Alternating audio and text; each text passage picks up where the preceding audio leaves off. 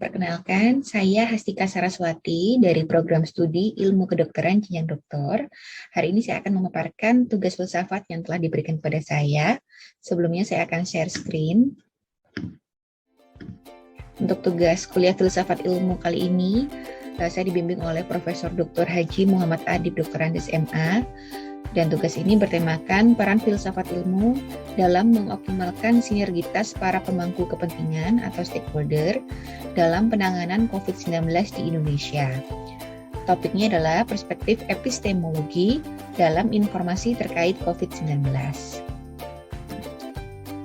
Untuk tugas ini saya mengambil judul Literasi Digital terkait informasi COVID-19 sebagai introspeksi dan adaptasi menghadapi era post-truth.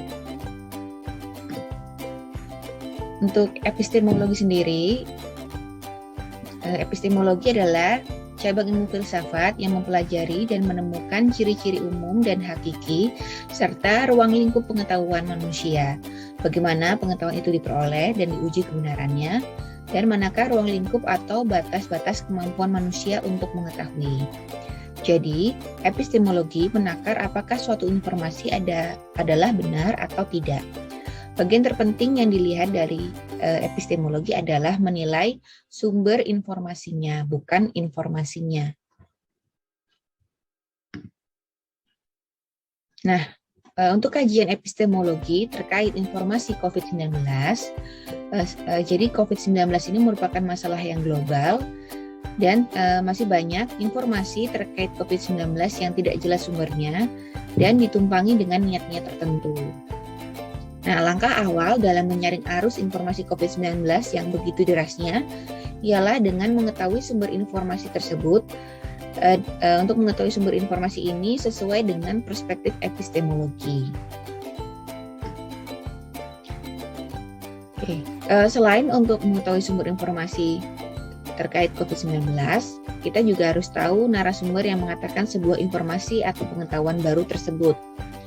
Kita harus menakar kredibilitas sumber informasinya, apakah dia adalah seorang ilmuwan, ataukah seorang dokter, ataukah seorang epidemiologis, dan sebagainya. Menakar kredibilitas sumber informasi merupakan kajian ekspertologi yang dikembangkan oleh Walton pada tahun 1997. Ada 6 kriteria dalam menakar apakah seseorang dapat dipercaya sebagai ahli atau sumber informasi atau narasumber. Pertama, apakah narasumber tersebut atau ahli tersebut kredibel, merupakan ahli yang memang di bidangnya. Misalkan untuk COVID-19 ini, apakah dia memang ahli untuk virus tersebut, apakah dia seorang ilmuwan dalam dunia virologi, ataukah dia yang ahli dalam untuk epidemiologinya. Kemudian, apakah ahli atau narasumber tersebut merupakan ahli dalam bidang tersebut, hampir sama seperti nomor 1. Kemudian, apakah pernyataan ahli tersebut sama atau sesuai dengan hal yang dipertanyakan. Kemudian, apakah secara personal ahli tersebut merupakan nara ahli atau sumber informasi yang reliable. Contohnya misalkan ahli tersebut adalah seorang dokter. Apakah dokter tersebut memang dokter yang kompeten atau reliable, ataukah misalkan kita bisa melihat apakah untuk STR-nya masih aktif, SIP-nya masih aktif, tidak pernah melakukan kecurangan atau tidak pernah mendapatkan sanksi dari KKI dan sebagainya. Kemudian apakah pernyataan ahli tersebut konsisten dengan pernyataan ahli yang lain.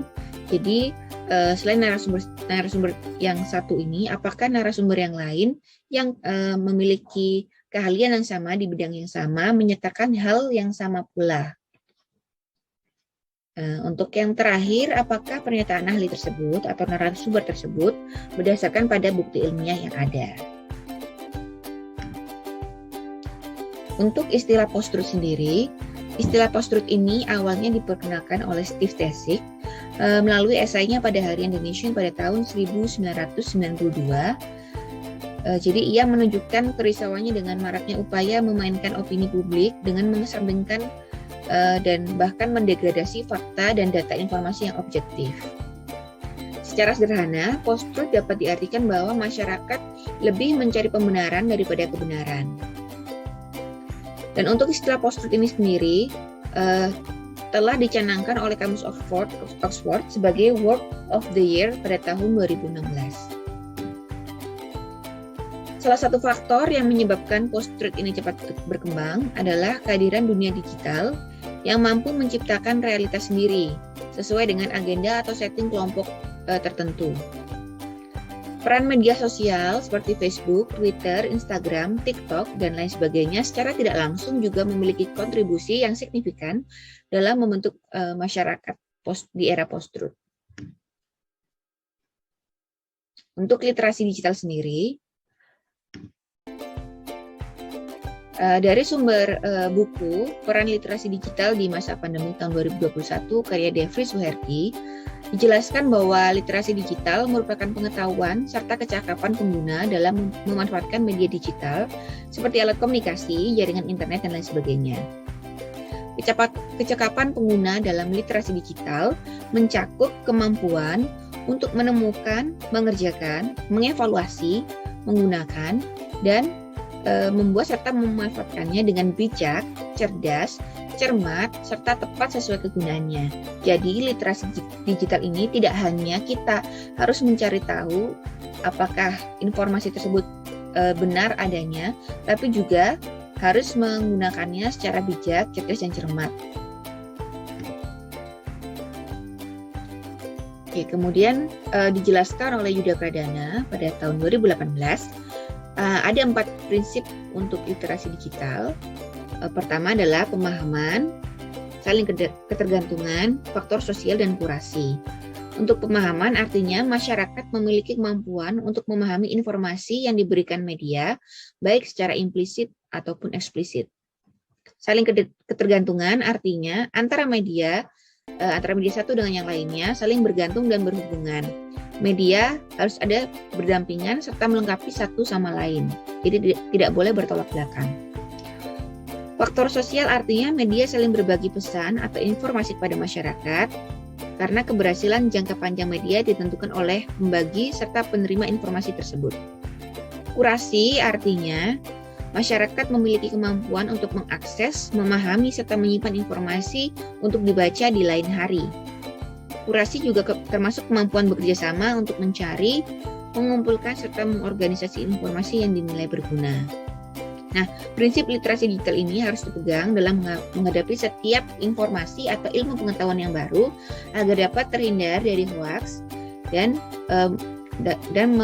menahan diri kita agar tidak ikut dalam fenomena post-truth.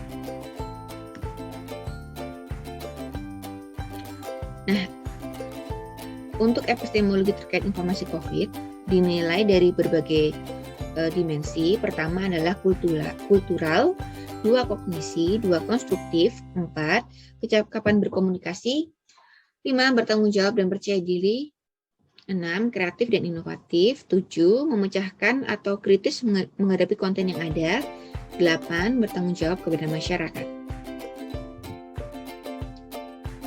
Di sini juga akan saya paparkan ciri-ciri berita hoax.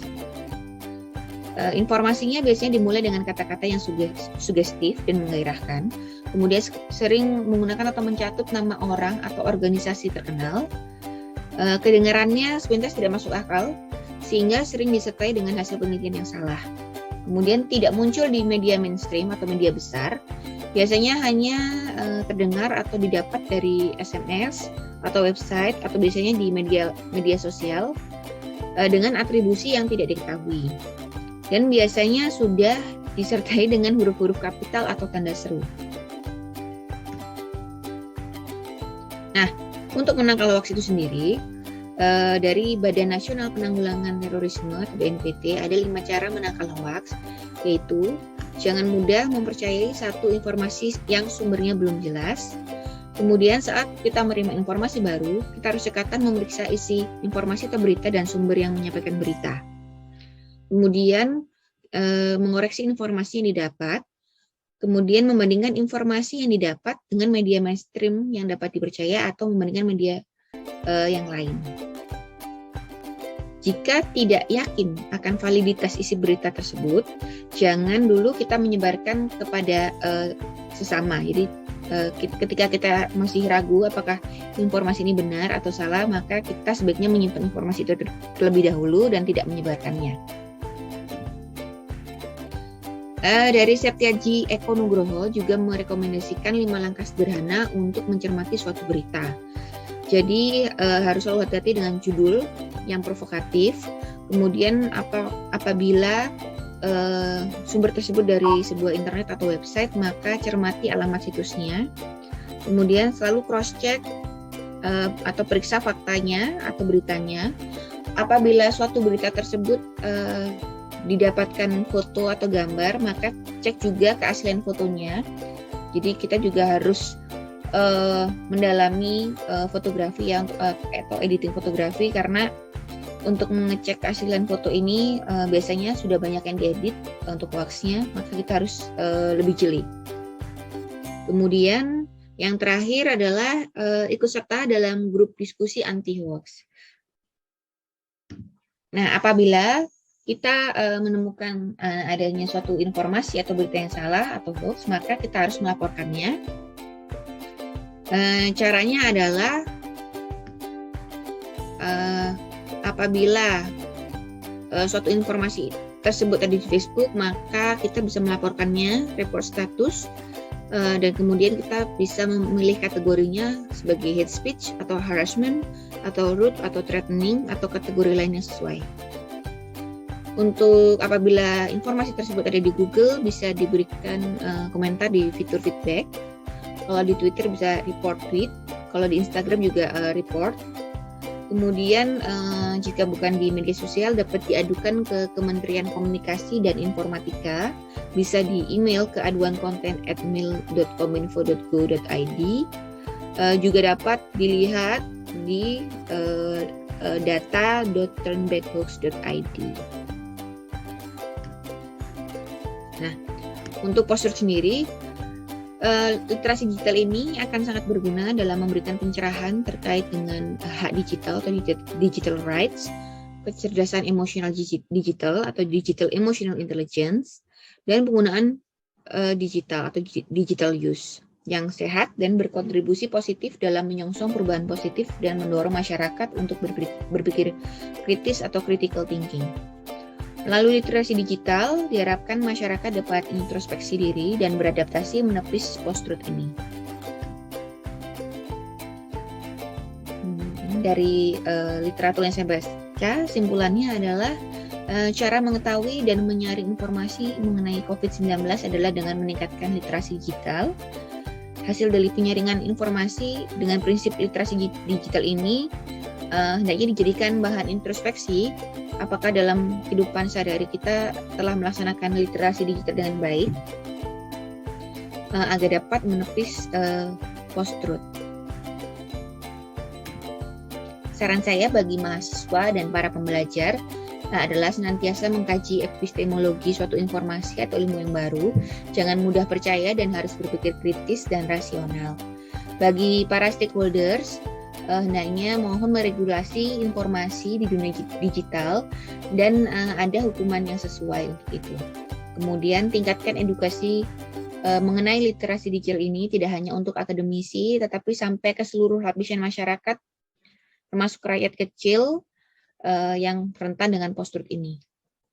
Bagi masyarakat dan media massa, ada baiknya mulai belajar literasi digital yang benar, cari informasi yang benar, jangan mudah terhasut, jangan mudah menyebarkan informasi yang tidak jelas sumbernya, dan senantiasa introspeksi dan belajar beradaptasi di era post-truth ini.